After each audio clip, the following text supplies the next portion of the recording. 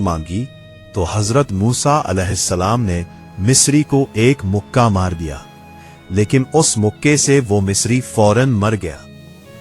ये कत्ल जानबूझकर नहीं किया गया था। उन्होंने फौरन कहा, यह शैतान का काम है, और अल्लाह से माफी मांगी।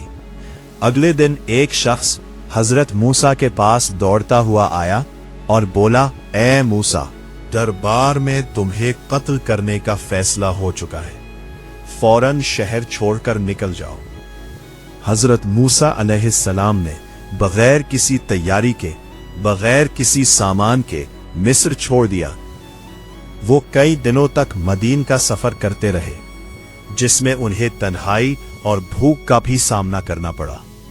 बिलाखिर मदीन पहुंचे। हजरत मूसा ने वहां एक कुएं पर देखा, जिससे लोग अपने जानवरों को पानी पिला रहे हैं। दो